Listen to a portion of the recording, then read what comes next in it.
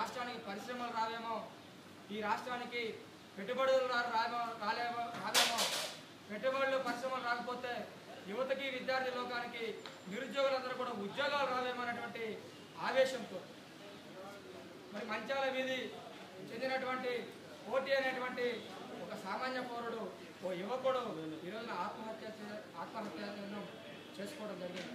దాన్ని Telugunadu students federation తరఫున ఖండిస్తూ అటువంటి చర్యలకు పడొద్దని చెప్పి యువత విద్యార్థి లోకాన్ని మరోసారి వేడుకుంటూ ఈరోజు జరిగినటువంటి సంఘటనకు కారణం కాంగ్రెస్ పార్టీ తప్ప సోనియా గాంధీ, రాహుల్ గాంధీ ఆ రోజు ఇక్కడ ఉన్నటువంటి ముఖ్యమంత్రులు, ఎంపీలు, ఎమ్మెల్యేలు, మంత్రులు తప్ప మరెవరు కాదని చెప్పేసి మరి విద్యార్థి సంఘం తరఫున నేను ఖండిస్తూ ఆ రోజున రాత్రి పార్లమెంట్లో తెలుగు ప్రజల యొక్క అధికారాన్ని పూర్తిగా తెచ్చుకోకుండా రాష్ట్రాన్ని వాళ్ళ యొక్క రాజకీయ ప్రయోజనాల కోసం రాష్ట్రాన్ని విడగొట్టడం జరిగింది.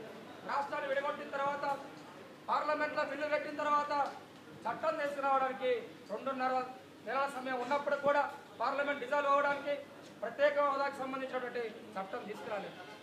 కాబట్టి కేవలం కాంగ్రెస్ పార్టీ జాతీయ అధ్యక్షులు సోనియా గాంధీ, మరి నిన్న మొన్న అనంతపూర్లో పర్యటించినటువంటి రాహుల్ గాంధీలు కారణం అని చెప్పేసి టీఎన్ఎస్ఎఫ్ తరఫున కాంగ్రెస్ పార్టీ వారిని సూటిగా ప్రశ్నిస్తా ఉన్నాం. మీరు దొంగ నాటకాలు ఆడుతూ ఉన్నారు. చేయాల్సినటువంటి నికృష్ట పనులు మొత్తం చేశారు. కాటికి కాలు దాల్చి ఈ రోజున ఆంధ్రప్రదేశ్ రాష్ట్రంలో ఉన్నటువంటి విద్యార్థి లోకాన్ని మొత్తాన్ని కూడా మరొక సమైక్యాంధ్ర ఉద్యమం వచ్చేలాగా మరి విద్యార్థి లోకం మొత్తం యొక్క ఆశలు ఆకాంక్ష తెలుసుకోకుండా ఆ రోజున మీ రాజకీయ ప్రయోజనాల కోసం రాష్ట్రాన్ని విడదీశారు. కానీ భవిష్యత్తులో మరొక ఉద్యమం వస్తుందని చెప్పేసి మీరు ఊహించలేకపోయారు.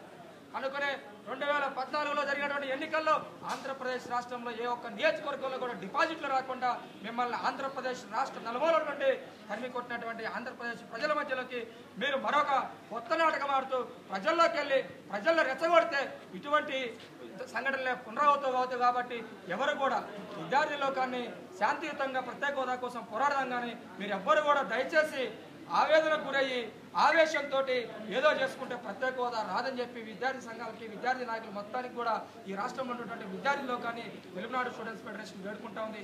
అందరం కూడా శాంతియుతంగా ఇప్పుడున్నటువంటి ప్రభుత్వం మీద ఒత్తిడి తీసుకొచ్చి మన యొక్క ప్రత్యేక హోదాని సాధించుకుందామని చెప్పి విన్నవిస్తాం.